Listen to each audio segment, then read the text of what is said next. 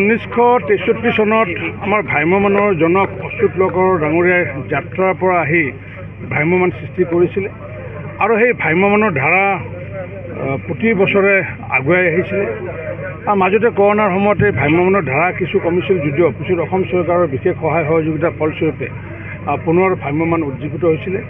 আৰু তাৰপিছতে পৰৱৰ্তী সময়ত আমাৰ উদীয়মান এগৰাকী যুৱক উদীয়মান সাংবাদিক ধ্ৰুৱজ্যোতি তালুকদাৰৰ নেতৃত্বত প্ৰযোজনাত এখন নতুনকৈ ৰাজলক্ষ্মী থিয়েটাৰ আৰম্ভ কৰা হৈছে আৰু আমি আজি সেইখন উদ্বোধন কৰাৰ লগতে আমি প্ৰতিগৰাকী কলা কুশলী অভিনেতা অভিনেত্ৰীক আমি শুভেচ্ছা জনাইছোঁ, আশীৰ্বাদ জনাইছোঁ। আৰু যিহেতু আমাৰ পাঠশালা যিহেতু ভ্ৰাম্যমাণৰ যিহেতু পীঠস্থান বুলি কওঁ, বজালী পীঠস্থান বুলি কওঁ, এই ধাৰাৰ লগত পুনৰ সংযোজন হোৱাৰ কাৰণে ধ্ৰুৱজ্যোতি তালুকদাৰকো আন্তৰিক ধন্যবাদ জনাইছোঁ। আশা ৰাখিছোঁ আগন্তুক দিনত অসমৰ ৰাইজে ৰাজলক্ষ্মী থিয়েটাৰক আঁকোৱালি ল'ব আৰু পাঠশালা অৰ্থাৎ বজালীবাসী ৰাইজে যাতে সম্পূৰ্ণৰূপে সহায় সহযোগ আশীৰ্বাদ দিয়ে তাকে কামনা কৰিছোঁ।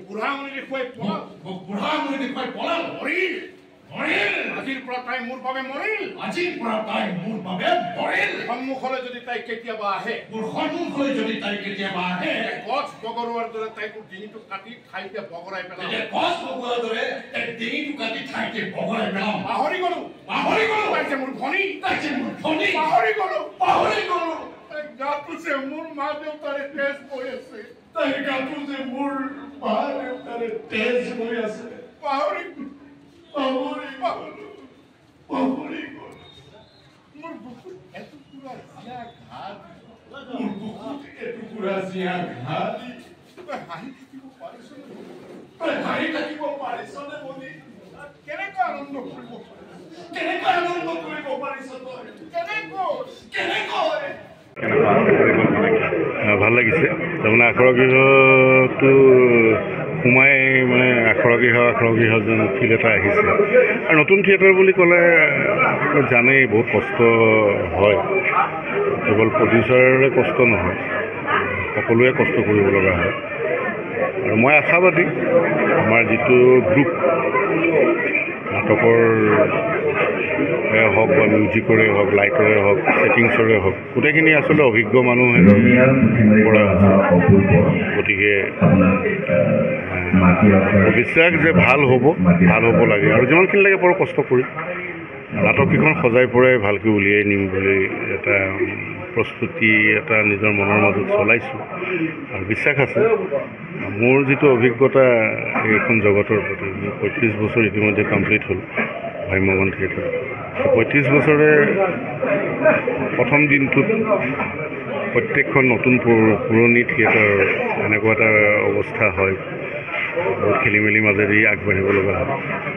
গতিকে ভাল হ'ব ৰাজলক্ষ্মী থিয়েটাৰ। অসমবাসীক এটাই অনুৰোধ কৰোঁ, আপোনালোকে য'তেই পায় চাব, নাটক আমি দেখুৱাবলৈ চেষ্টা কৰোঁ। মই যিহেতু নাটকৰ মাজেৰেই মোৰ জীৱনৰ বেছিখিনি সময় অতিবাহিত কৰিছোঁ, চেষ্টা কৰিম।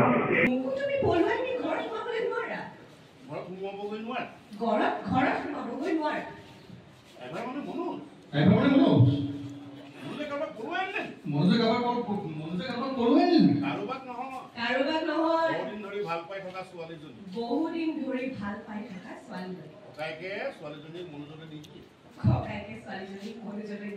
কিন্তু ৰিয়েল লাভ পলাই গুচি আহিল।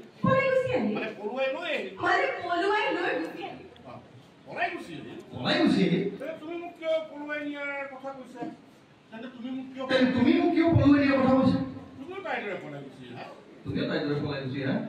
মোৰ বেডৰুমৰ দুৱাৰ তোমাৰ বাবে সদায় খোলা। মোৰ বেডৰুমৰ দুৱাৰ তোমাৰ বাবে সদায় খোলা। তুমি অহাৰ পাছত বন্ধ কৰি দিম, টেনচন নল'বা। কিয় যা?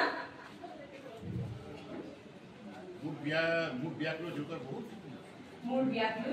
বহুত সপোন আছে।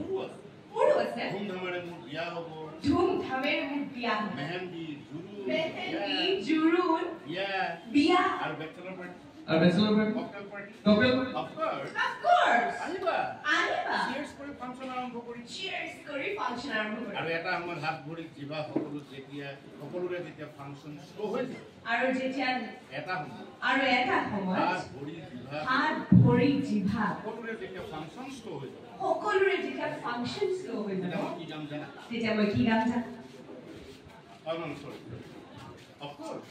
Of course. আহিবা ফাংচন আৰম্ভ কৰিম Cheers কৰি ফাংচন আৰম্ভ আৰু এটা সময়ত হাত ভৰি জিভা সকলো যেতিয়া ফাংচন শুৰু হইল আৰু এটা সময়ত যদি হাত ভৰি জিভা ফাংচন সকলোৰ ফাংচন শুরু হৈ যাব এতিয়া মই কি কাম জানা এটা মই কি কাম জানো জানো কি কি अभी तो पार्टी शुरू अभी तो पार्टी शुरू हुई है সাজু হৈছোঁ সকলো আমি ভ্ৰাম্যমান নাট্য জগতত ৰাজলক্ষ্মী থিয়েটাৰে আশা কৰোঁ যাতে আমিও বাকী থিয়েটাৰসমূহৰ দৰেই আমিও আগবাঢ়ি যাব পাৰোঁ আৰু ৰাইজৰ মনত সেই সুকীয়া স্থান যাতে আমি ল'ব পাৰোঁ তাকেই আমাৰ সকলোৰে চেষ্টা সেইটোৱে থাকিব আৰু এটাই কথা ক'ব বিচাৰোঁ যে যিহেতু নতুন থিয়েটাৰ বুলি ক'লে মানুহৰ আজিকালি মনত অকণমান ভয় শংকা আহে গতিকে ৰাইজক মই সেইটোৱে অনুৰোধ কৰিব বিচাৰিছোঁ যাতে আপোনালোকে আমাক নতুন থিয়েটাৰ বুলি ভাবি যাতে আপোনালোকে বোলে নতুন থিয়েটাৰ কি কৰিব সেইটো নকৰি যদি আপোনালোকে